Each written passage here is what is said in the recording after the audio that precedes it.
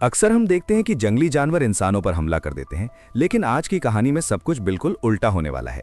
Story शुरू होती है एक जू से, जहां कुछ शिकारी चुपके से घुसकर एक शेर का छोटा सा बच्चा चुरा लेते हैं। उसे पिंजरे में बंद करके हवाई जहाज से कहीं दूर ले जाया जा रहा होता है। फिर हम मिलते हैं 25 साल की एक लड़की एमा से, जो एक दिन फेमस पियानिस्ट बनना चाहती है। उसे एनिमल्स से भी बहुत लगाव है। एक दिन वो एक आइलैंड पर जाने का प्लान बनाती है। दरअसल वो आइलैंड उसके दादा का था। सालों पहले उन्होंने एमा को अडॉप्ट किया था और अब उनकी डेथ के बाद वही आइलैंड एमा को विरासत में मिला है। आइलैंड पर पहुंचते ही अंकल जो उसका वार्म वेलकम करते हैं। वहां एक बहुत ही खूबसूरत घर बना होता है। एमा डिसाइड करती है कि वो रात वहीं रुकेगी। रात को अपने दादा की पुरानी वीडियोस देखते हुए एमा इमोशनल हो जाती है।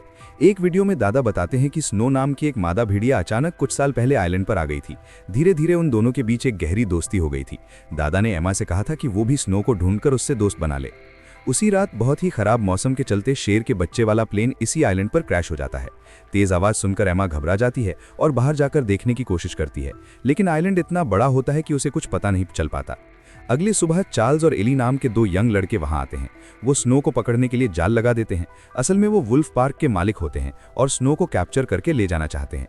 थोड़ी ही देर में स्नो उस जाल में फंस जाती है, लेकिन चार्ल्स और एली के पहुंचने से पहले ही वो अपनी समझ से जाल काटकर निकल जाती है। फिर वो तैरकर आइलैंड के दूसरे हिस्से में पहुंचती है, जहां उसकी मुलाकात एमा से होती है। पहले एमा थोड़ी डर जाती है, लेकिन फिर उसे दादा की बात याद आती है और वो प्यार से स्नो को शांत करने लगती है। कुछ वक्त बाद एमा प्लेन क्रैश वाली जगह तक पहुंच जाती है। अच्छी बात यह थी कि शेर का बच्चा बिल्कुल ठीक था। वो एक पंछी के घोंसले में गिर गया था, लेकिन पंछी ने उसे धक्का दे दिया और गिरते गिरते वो सीधा एमा की गोद में आ गिरा। वो उसे अपने साथ घर ले आती है। तभी स्नो भी अपने छोटे से बच्चे के साथ घर में आ जाती है। एक ही घर में 3 प्यारे जानवर देखकर एमा बहुत खुश हो जाती है।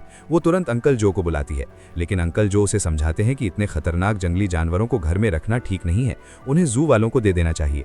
वो ये भी कहते हैं कि शेर के बच्चे को ढूंढते हुए जू के लोग जरूर यहाँ तक पहुँच जाएंगे, और बिल्कुल ऐसा ही होता है। अगले दिन एनिमल कंट्रोल वाले आइलैंड पर आ जाते हैं। एमा जानती है कि जू के लोग जानवरों के साथ काफी सख्ती से पेश आते हैं, इसलिए वो डिसाइड करती है कि उन्हें सच नहीं बताएगी। वो झूठ बोल देती है कि उसने कोई शेर का बच्चा नहीं देखा। घर वापस आकर वो देखती है कि स्नो अपने बच्चे के साथ साथ शेर के बच्चे को भी दूध पिला रही है। ये देखकर एमा का दिल खुशी से भर जाता है, क्योंकि अब स्नो दोनों बच्चों का ख्याल रख रही होती है। धीरे धीरे दिन गुजरते हैं और दोनों बच्चों की दोस्ती और मजबूत हो जाती है। एमा भेड़िए के बच्चे का नाम जैक रखती है और शेर के बच्चे का नाम ड्रीमर। अंकल जो को फिर भी टेंशन रहती है कि कहीं ये जंगली जानवर एमा को नुकसान न पहुंचा दें, लेकिन वक्त बीतता जाता है। कुछ महीने बाद दोनों बच्चे थोड़े बड़े हो जाते हैं। एमा उन्हें आइलैंड पर घूमने ले जाती है और अपने दादा की फेवरेट जगह पर उनके साथ खेलती भी है।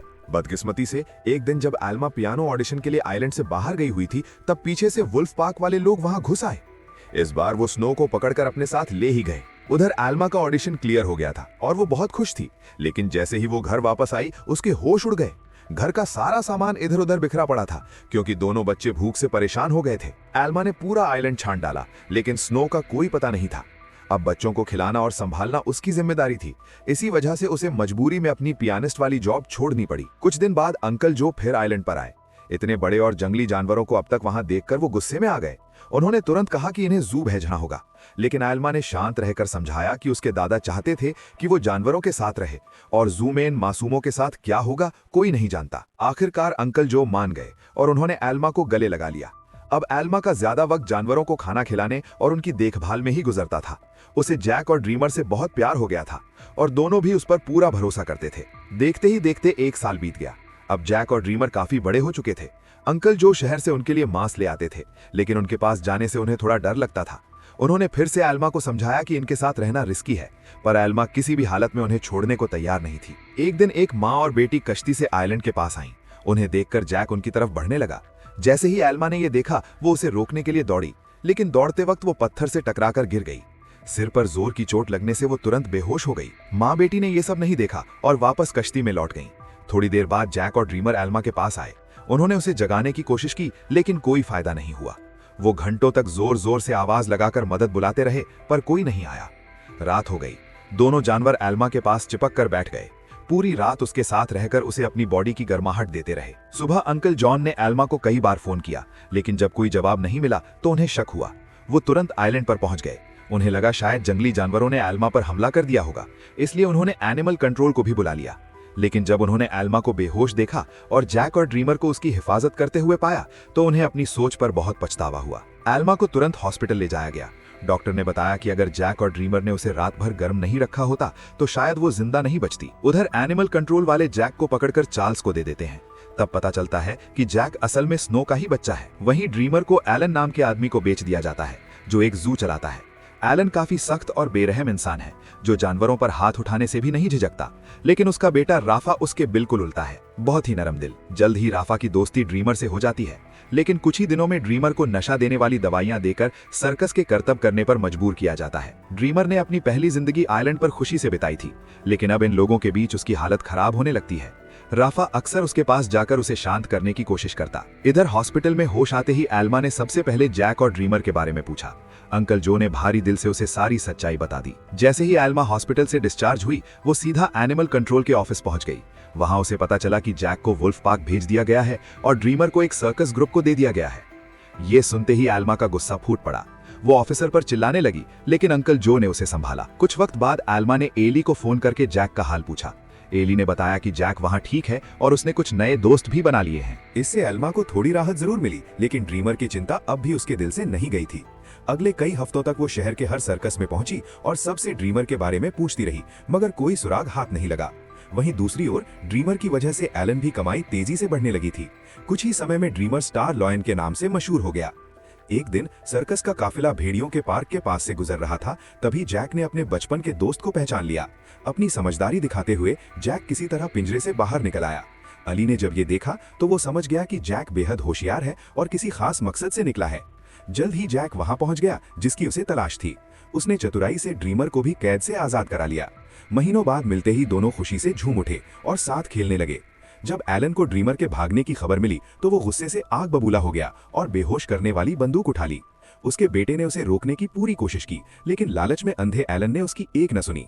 आखिरकार बेटा भी मजबूर होकर उसके साथ ड्रीमर की तलाश में निकल पड़ा। एलन ने अली को भी सारी बात बता दी। अब सबको समझ आ गया था कि जैक और ड्रीमर साथ हैं, इसलिए पूरे शहर में हाई अलर्ट जारी कर दिया गया। उसी शाम अली ने एल्मर को सब सच बताया और चेतावनी दी कि एनिमल कंट्रोल की टीम दोनों के पीछे पड़ी है। ये सुनकर एल्मर घबरा उठी। तब अली ने बताया कि जैक के शरीर में एक ट्रैकर लगाया गया था और उनकी आखिरी लोकेशन जंगल के आसपास मिली है। अब अरमान और अली ने मिलकर दोनों को ढूंढने का फैसला किया। इधर दोनों जानवर खुलेआम शहर में घूम रहे थे, इसलिए पुलिस ने शूट एट साइट का आदेश दे दिया।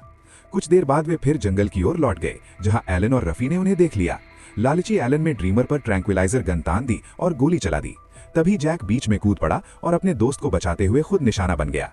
बेहोशी की गोली लगते ही जैक वहीं गिर पड़ा, जबकि ड्रीमर को भागने का मौका मिल गया। उसके जाते ही रफी ने तुरंत जैक का ट्रैकर निकाल दिया और उसे दवा दे दी ताकि बेहोशी का असर कम हो सके। कुछ समय बाद बाप बेटा एक बार में पहुंचे, जहां एली और एमा भी ट्रैकर के सहारे वहां तक आ गए। एलन ने साफ इनकार कर दिया कि उसके पास कोई ट्रैकर नहीं है और उन्हें बाहर भेज दिया, लेकिन समझदार रजा ने बहाना बनाकर एली और एमा को सच्चाई बता दी। वो उन्हें जंगल तक ले गया, जहां आखिरकार ड्रीमर मिल गया। फिर ड्रीमर उन्हें एक झोपड़ी में ले गया, जहां जैक आराम कर रहा था। सौभाग्य से उसे समय पर होश आ गया था। तभी उन्हें शक हुआ कि पुलिस पास आ रही है, तो एल्मा ने दोनों जानवरों को गुप्त रास्ते से निकल जाने को कहा। अब आयरलैंड पहुंचने के लिए सिर्फ एक नदी पार करनी थी, जो पुलिस से बचने का इकलौता रास्ता था। वहां कोई नाव नहीं थी, इसलिए तैरकर जाना ही विकल्प था। जैक तुरंत फुर्ती से नदी में कूद पड़ा, मगर ड्रीमर को पानी से डर लगता था। सलमा ने उसे हिम्मत बंधाने की कोशिश की, पर वो घबराकर वापस जंगल की ओर लौट गया। जैसे ही जैक और एल्मा तैर रहे थे, अचानक गोलियों की आवाज गूंजी। उन्हें लगा कि ड्रीमर अब इस दुनिया में नहीं रहा। आयरलैंड पहुंचते ही एल्मा रोते रोते टूट गई। तभी अचानक ड्रीमर उनके सामने आ खड़ा हुआ। दरअसल वो पुलिस को भटकाने के लिए जानबूझकर जंगल की ओर गया था। उसे जिंदा देखकर सबकी खुशी का ठिकाना न रहा। आखिरकार एल्मा ने जैक और ड्रीमर की सुरक्षित वापसी की खुशी में पियानो बजाकर जश्न मनाया। अब उनका परिवार फिर से पूरा हो चुका था। अंत में एल्मा ने सबको अपने प्यारे जानवरों की कहानी सुनाई, जिसे सुनकर सभी भावुक हो उठे और फिर वे तीनों हमेशा के लिए साथ रहने लगे। तो बताइए, आपका पसंदीदा जंगली जानवर कौन सा है? क्या आप उसे पालना चाहेंगे? कमेंट में जरूर लिखें। मिलते हैं अगली वीडियो में।